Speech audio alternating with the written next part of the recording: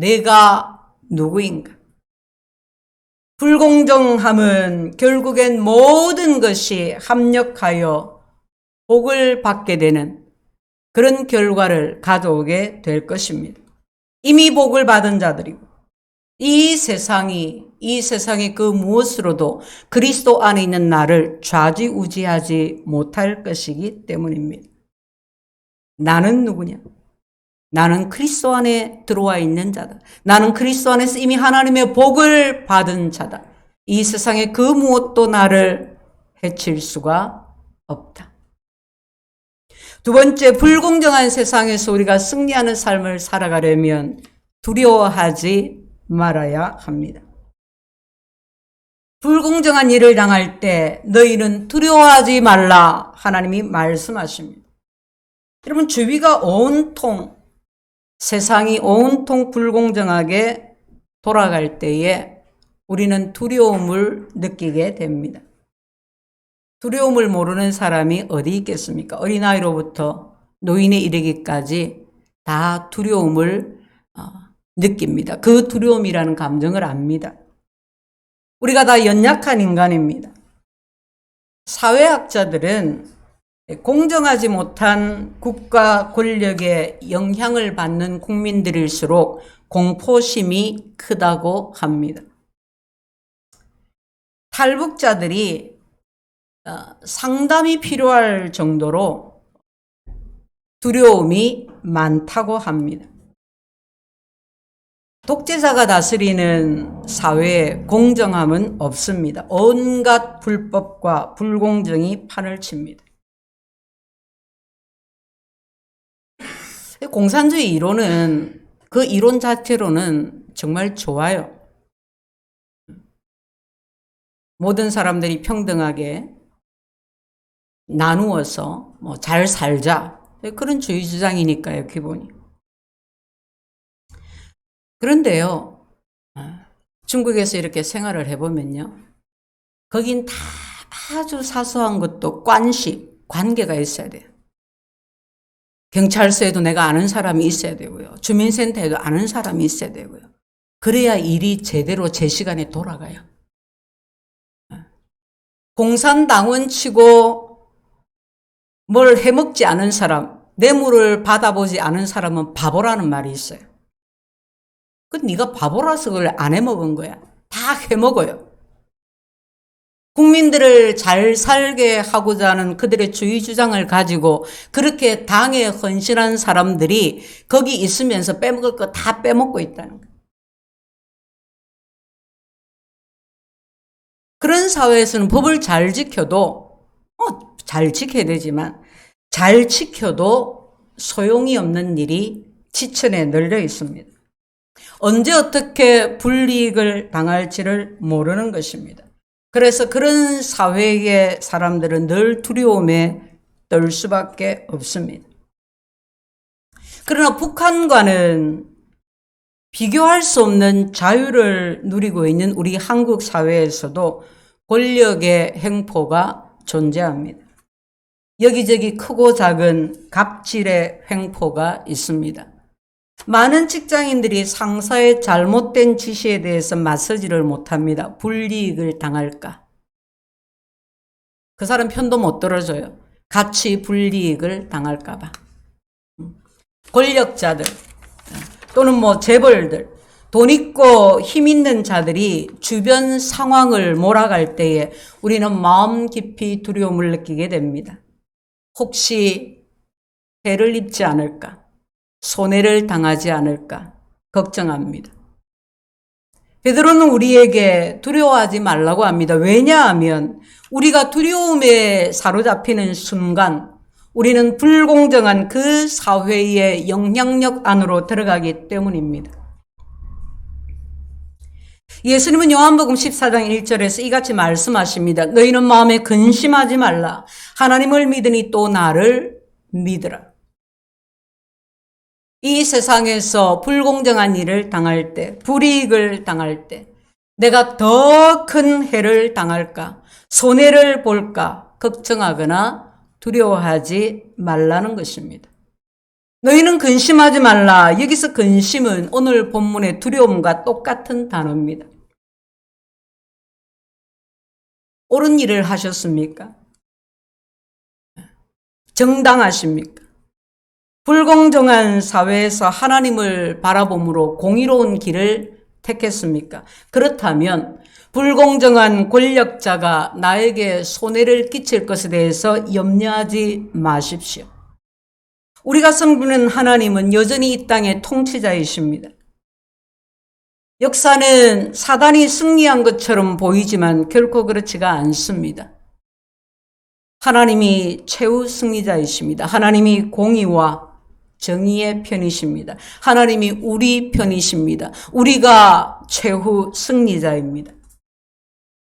예수님이 친히 우리에게 말씀하셨습니다. 누가복음 12장 4절 5절에 보면 이렇게 되어 있습니다. 몸을 죽이고 그 후에 능히 더 못하는 자들을 두려워하지 말라.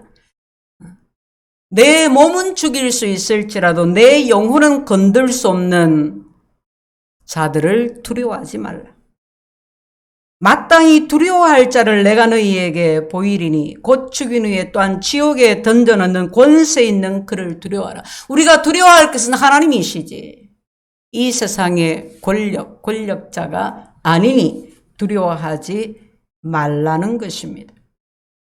그리스도인이 불공정한 사회에서 어떤 태도로 어떤 마음으로 살아가야 하느냐. 우리가 연약합니다. 공권력 앞에서 두려움을 느낍니다. 우리는 사람이기 때문에 본능적으로 두려움이 있을 수밖에 없습니다. 그러나 하나님은 오늘 이 말씀을 듣는 우리에게 그 두려움을 물리쳐야 한다고 말씀하십니다. 두려움에 사로잡히지 말라고 하십니다. 두려움 때문에 타협하지 말아야 한다고 하십니다. 그럼 우리가 어떻게 살아야 합니까? 조금만 눈을 들어 보십시오.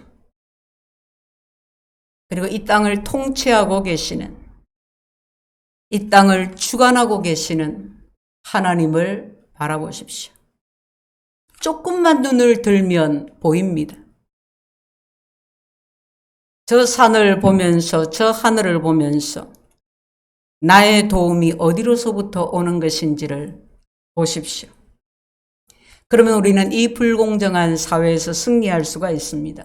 불공정한 일이 찾아올 때 우리는 내가 누구인가를 기억함으로 하나님을 바라봄으로 두려워하지 말아야 합니다. 세 번째는 불공정한 일을 당할 때 우리가 승리하려면 그리스도를 주로, 주님으로 인정해야 합니다. 우리의 주인은 나의 생사화 복을 주장하시는 이는 이 땅의 권력자가 아닙니다. 바로 예수 그리스도 우리 주님이십니다. 우리는 내 마음에 모신 예수 그리스도 그분을 주인으로 모시고 거룩하게 여겨라.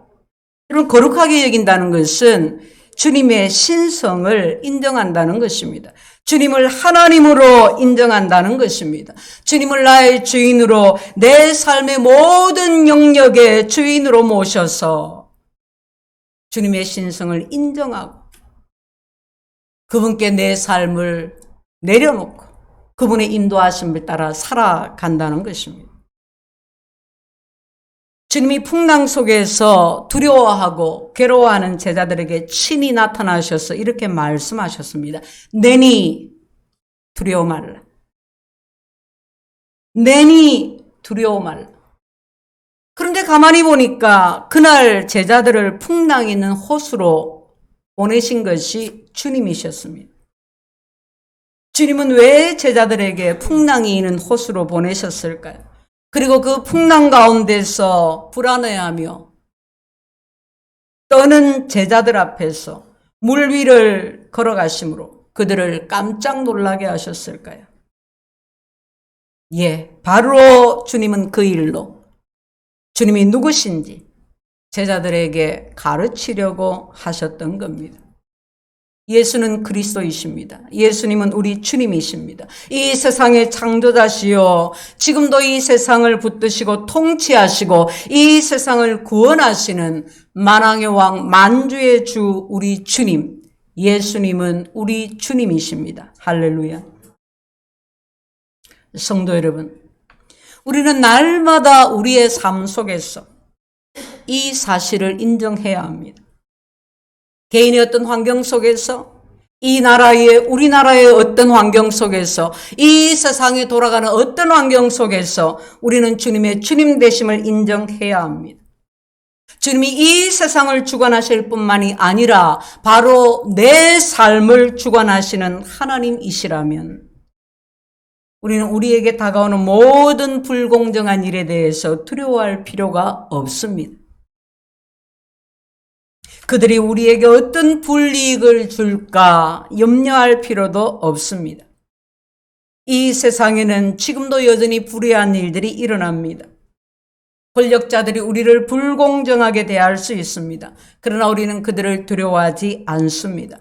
몸은 죽일지라도 내 영혼을 어찌할 수 없는 저들을 두려워하지 않습니다.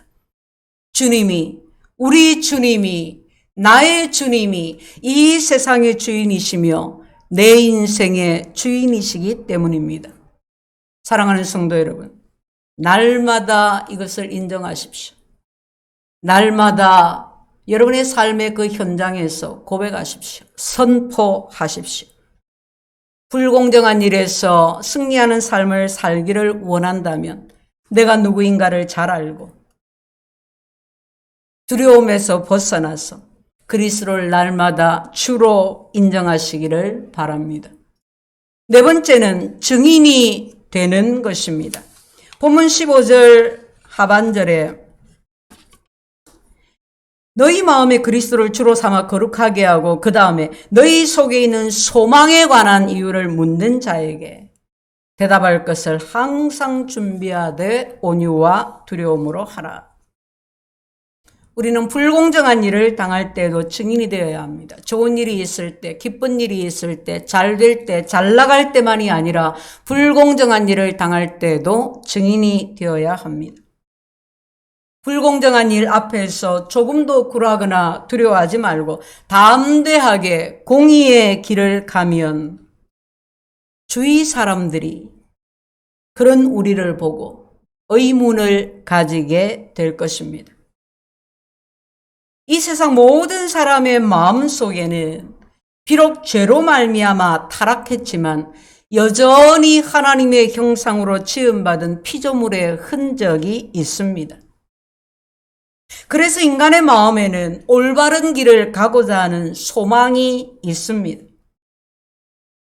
환경을 바라보고 타협을 하지만 여전히 그 마음 안에는 옳은 길에 대한 사모하는 마음이 있습니다. 내가 옳은 길을 가리라 행하리라 했지만 마음이 약해졌어. 불이익 앞에서 타협을 하지만 그 마음 깊은 곳에서 내가 옳은 길을 가지 못한 것에 대한 후회함이 있습니다. 그러면서도 체념을 하면서 살아가죠. 그런데 우리가 그리스도 안에 있는 우리가 믿음으로 살아가는 우리가 이 말씀을 붙들고 불공정한 상황에서도 세상과 타협을 하지 아니하고 해를 받게 될 것을 두려워하지 아니하고 하나님을 바라보고 담대하게 공의의 길을 정의로운 길을 간다면 그들이 어문을 품고 우리에게로 다가오게 될 것입니다. 그때 우리는 우리의 소망이신 예수님을 그들에게 소개할 수가 있습니다. 불의의 길을 물리치고 공의의 길을 걸어가면 간증할 기회가, 전도할 기회가 생기는 것입니다. 사랑하는 성도 여러분, 한편 신앙생활은 쉬운 것이지만 한편 신앙생활은 대단히 어려운 것입니다. 신앙생활이라는 것이 날마다 그냥 제 마음대로 살다가 일주일에 한 번 교회 와서 주여 회개하고 예배드리고 그것이 다라면 누가 신앙생활을 못하겠습니까? 누가 신앙생활을 어렵다 하겠습니까? 그런데 이렇게 신앙생활하는 이들이 많습니다. 그래서 한국교회가 약해진 겁니다. 한국교회 영성이 약해지고 한국교회가 세상 앞에 무력해지고 경건을 잃어버린 것입니다. 제 마음대로 살아가다가 한 번 교회 와서 예배드리고, 여러분 그것은 종교생활이지 신앙생활이 아닙니다. 그것은 영적 생활이라고 할 수가 없습니다. 로마서 12장 1절에 말씀하시기를 너희 몸을 거룩한 산 제물로 날마다 드리라. 이것이 너희가 드릴 영적 예배니라. 우리가 하나님 앞으로 나와서 예배를 드리면서 말씀을 듣고 은혜를 받습니다. 그러면 어떻게 해야 합니까? 예배란, 하나님께 연락이 되는 예배란, 여러분 교회 문을 나설 때 그 성공의 진위가 드러나는 것입니다. 불공정한 이 세상에서 예배를 드리고 각자의 삶의 현장으로 세상으로 나아갔는데, 하나님을 모르는 이들, 불공정한 일을 행하는 그들과 똑같이 살아간다면, 똑같이 타협하고 그들과 아무런 차이도 없이 살아간다면 그것이 어떻게 그리스도인의 모습이라, 그것이 어떻게 예배라고 할 수가 있겠습니까? 불공정함에 맞서서 싸우고 공의의 길을 걸어가는 것은 여러분 그 제사의 제물을 드린다는 것, 그것이 어떻게 편할 수가 있겠어요? 힘든 일이고 고통스러운 일인 거예요. 나를 제물로 드리는 예배는, 내 삶 속에서 드려지는 예배는 그렇게 말할 수 없는 아픔과 고통을 수반하는 것이기도 합니다. 그럼에도 불구하고 우리는 그 길을 가야 합니다. 그것이 신앙생활이고 그것이 간증입니다. 그 신앙생활에 하나님이 주시는 넘치는 복이 있고 끊이지 아니하는 간증이 있습니다. 그 신앙생활에 불의한 자들에게 타협하지 않는 용기도 생기고 능력도 주어지는 것입니다. 그것이 예배가 되고 그것이 우리가 삶으로 드리는 전도가 될 것입니다. 소망에 관한 이유를 묻는 자들, 우리를 보고 그들이 우리에게 와서 그렇게 물을 것입니다. 그렇게 억울한 일을 당했는데 어떻게 그렇게 평온합니까? 그때 우리는 자기 간증을 할 수가 있습니다. 본문에서처럼 간증할 때 한 가지만 조심하면 됩니다. 간증을 할 때 오직 온유함과 두려움으로 하는 것입니다. 옳은 길을 가는 자들이, 믿음을 지키고 승리한 자들이 흔히 하는 실수가 있습니다. 바로 우월감입니다. 나는 바른 길을 간다. 너는 틀렸다. 너는 왜 이렇게 안 가니? 우월의식은 자연스럽게 비판의식으로 이어집니다. 그래서 죄를 짓는 사람보다도 좀 더 죄짓지 않고 올바르게 산 사람이 오히려 그 주변 사람들을 괴롭게 하는 경우들이 많습니다. 비판의식과 자만심, 우월의식 때문입니다. 그래서 하나님은 우리에게 소망에 관한 이유를 묻는 자들에게 너희가 간증을 해라. 간증을 하는데 두려움과 온유함으로 해라. 그 간증을 통해서 하나님의 역사하심이 나타나야 되는데 잘못해서 간증의 역효과가 나면 어떻게 됩니까? 그러니까 두려운 마음으로, 그리고 온유한 마음으로. 그런 간증은 내가 잘났다는 것을 나타내는 것이 아닙니다. 간증은 내가 상대보다도 옳기 때문에, 잘났기 때문에 하는 것이 아닙니다.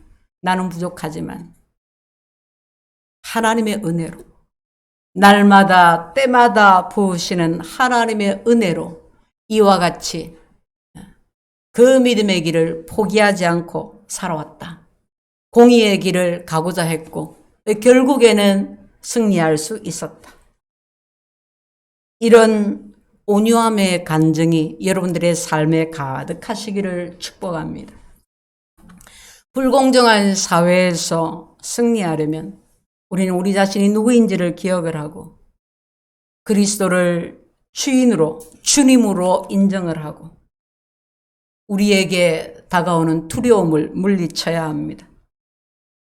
삶의 예배를 드리는, 삶이 예배가 되는, 그리하여 간증할 수 있는 온유함 가운데 간증하는 증인이 되어야 합니다.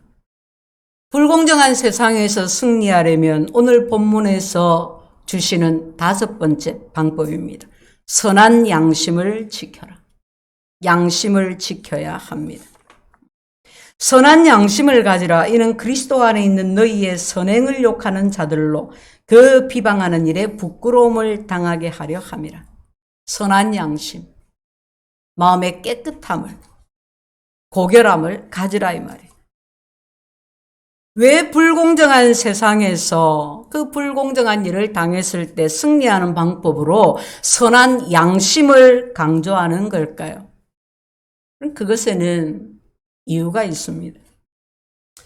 이런 불공정한 일을, 억울한 일을 계속해서 당하다 보면요, 마음에 이 분노가 생깁니다. 불평이 생깁니다.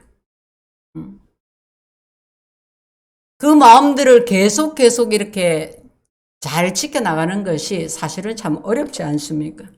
그러다 보니까 결국에는 마음이 무너질 수가 있습니다. 우리가 자주 그런 일을 목격을 합니다. 신기하게도 악한 일을 행하고 불공정한 일을 행하고 이런 악한 사람들보다도 불공정한 일을 당한 사람, 억울한 일을 당한 사람의 마음이 더 비뚤어지는 경우가 많아요.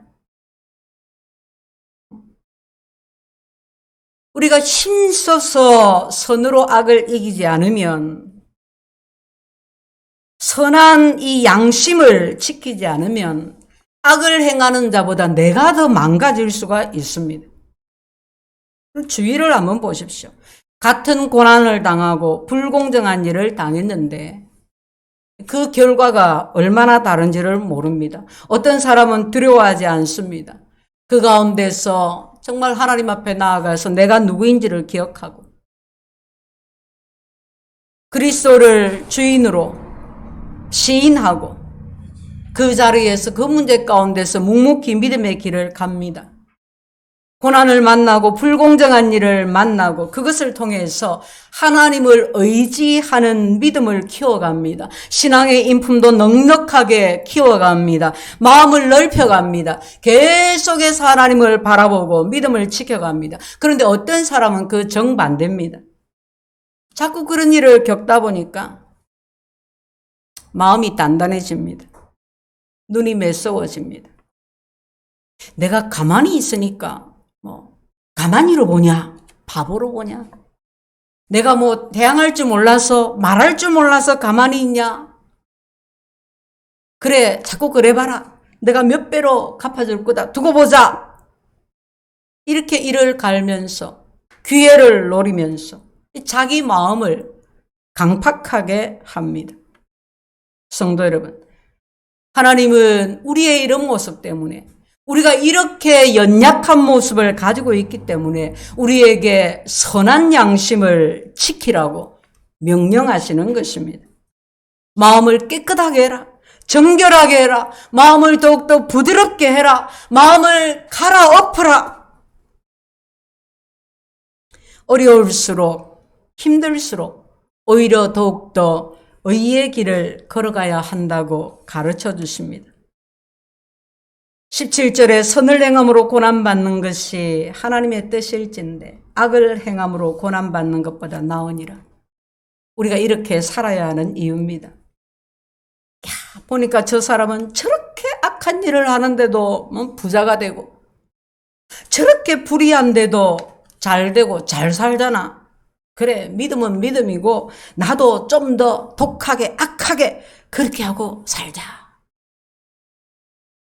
많은 사람들이 이렇게 신앙의 길에서 말씀의 길에서 멀어져 갑니다. 선한 양심을 저버립니다. 성도 여러분, 혹시 불공정한 일을 겪어서 마음에 깊은 상처가 된 것이 있습니까? 주님의 위로를 전합니다. 그러나 불공정한 일을 당했던 것처럼 앞으로도 불공정한 일을 당하게 될 것입니다. 세상이 그런 세상입니다. 누구도 예외는 없습니다. 그러므로 우리는 오늘 주신 이 5가지를 마음에 잘 새겨야 합니다. 그렇지 않으면 우리 마음이 망가지게 됩니다. 마음이 망가지면 삶도 망가지게 됩니다. 악을 행하는 자보다 더 비참한 마음, 더 단단한 마음, 더 강팍한 마음이 되어서는 안 되는 것입니다. 불공정한 일을 당합니까? 내가 누구인지를 기억하십시오. 우리가 이미 복을 받았습니다. 그리스도 안에 있는 자들입니다. 그러므로 두려워하지 마십시오. 그리스도를 삶의 모든 영역에 나의 주님으로, 주인으로 인정하십시오. 하나님이 이 세상을 통치하십니다. 하나님이 내 인생을 주장하십니다. 기회가 오면 소망에 관한 이유를 궁금해하는 사람이 가까이 다가오면 온유함으로 내게 역사하신 하나님을 간증하십시오. 그리고 어떤 경우에도 선한 양심을 지키십시오. 마음을 더욱더욱 넓히고 부드럽게 하십시오. 이런 삶을 살아갈 때 우리는 불공정한 일을 이기고 모든 것들이 합력해서 우리에게 복이 될 것입니다. 우리는 이 사회를 밝히고 이 사회를 살릴 하나님의 등불입니다. 우리 모두 모든 형편 가운데서 묵묵히 신앙 삶을 살아가는 삶으로 하나님께 예배드리는 자들이 되시기를 주의 이름으로 축원드립니다. 주님 감사합니다. 우리가 이렇게 하나님을 예배하고 이렇게 하나님의 말씀을 들을 수 있는 복을 주시니 참으로 감사합니다. 이 복이 우리의 삶이 넘치도록 우리로 순종의 삶을 살아가게 하시고 이 복이 우리 이웃에게 흘러서 생명과 구원의 역사가 있도록 역사하여 주시옵소서. 예수님 이름으로 기도드리옵나이다. 아멘.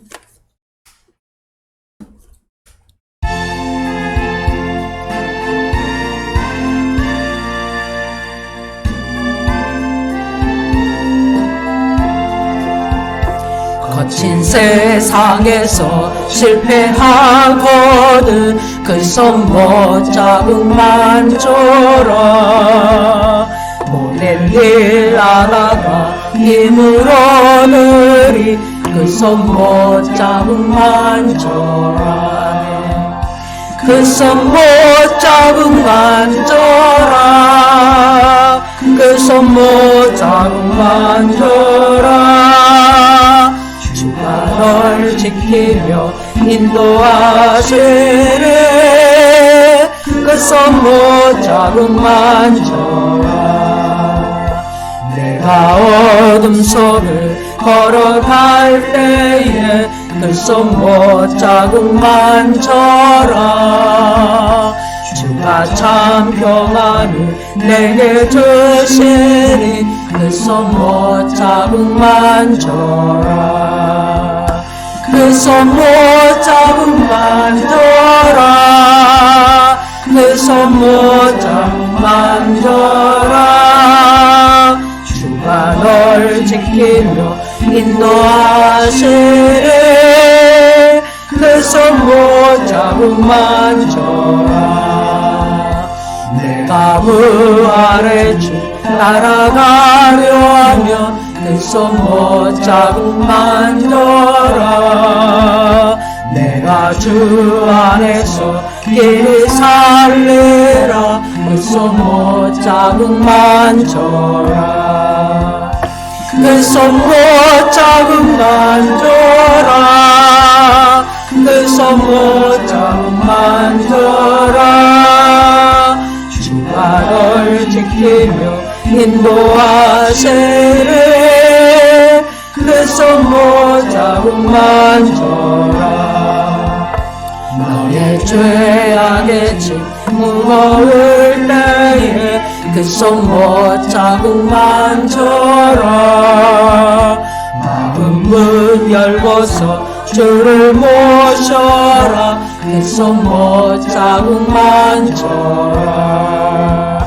그 손 못 자국만 져라. 그 손 못 자국만 져라. 주가 널 지키며 인도하시리. 그 손 못 자국만 져라. 아멘. 주님 감사합니다. 오늘도 예배의 자리로 나오면서 믿음을 따라 열의 하나를 구별하고 선교 건축 헌금으로 주일헌금으로 주 앞에 올려드립니다. 지난 한 주간도 주께 감사합니다. 주님으로 인해 감사하고 행복합니다. 범사에 감사합니다. 하나님 우리 아버지 믿음을 따라 감사함을 따라 드렸사오니 저와 저들의 삶 가운데서 계속해서 믿음의 역사가 있게 하시고 계속해서 감사가 있도록 감사의 풍성함이 그치지 아니하도록 역사하여 주시옵소서. 세계 곳곳에서 또 우리나라 우리 주변에서 하나님 없이 살아가는 인생들을 볼 때에 하나님이여 우리로 하여금 먼저 주님께 한없는 감사를 드리게 하시고 또한 저들을 향한 긍휼의 마음을 갖게 하여 주시고 우리의 모든 형편이 생명과 소망을 전하는 삶이 되어질 수 있도록 저들이 주님을 발견하게 되는 소망에 관한 이유를 알게 되는 기회들이 될 수 있도록 우리 가운데 역사하여 주시옵소서. 예수님 이름으로 축복하며 기도합니다. 아멘.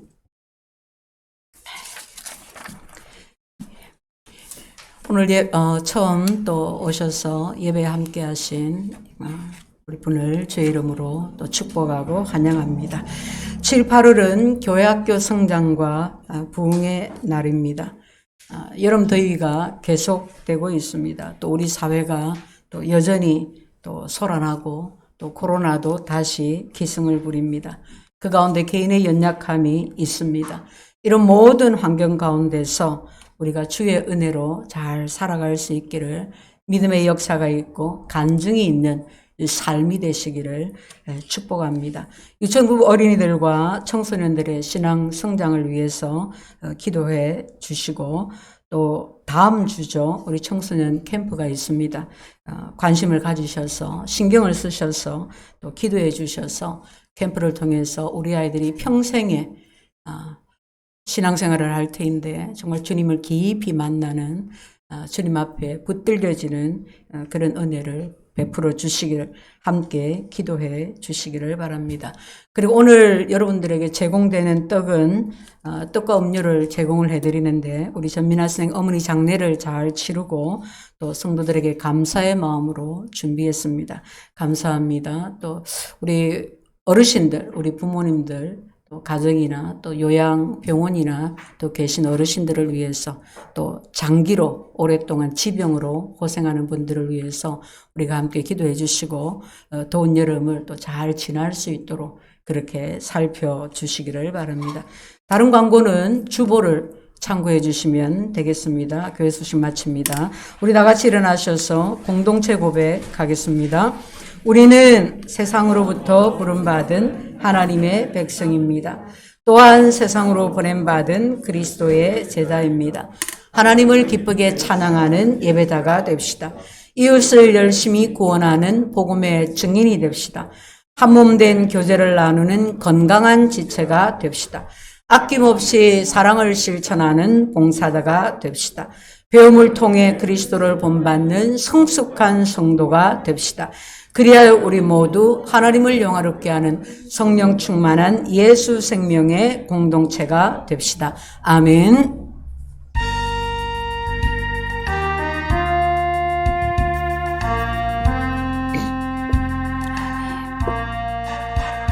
하늘에 계신 아버지 이름 거룩하사 주님 나라 임하옵소서 마시고 뜻이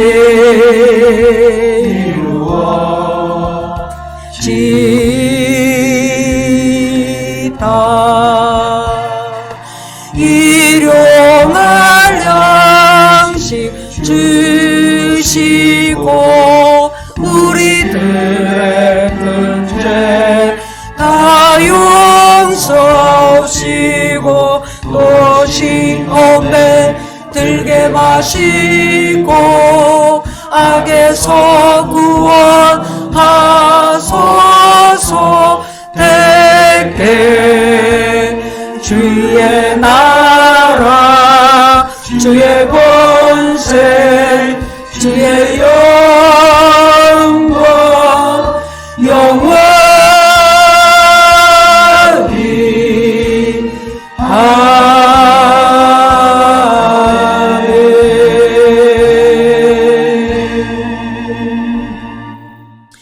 하나님은 그 백성들에게 복을 주시기를 원합니다. 하나님은 그 자녀들에게 은혜 베풀어 주시기를 원합니다. 하나님은 교회로 향하여 그 얼굴을 드사 평강 주시기를 원합니다. 지금은 우리 구주 예수 그리스도의 크신 은혜와 하나님 우리 아버지의 극진하신 사랑하심과 성령님의 감화감동 교통 충만 역사하심이 오늘도 예배로 나와 하나님을 영화롭게 하며 믿음이 세상을 이기는 것을 삶으로 확증하기를 결단하며 간구하는 주의 모든 권속들에게 지금부터 영원토록 함께 계실지어다. 아멘.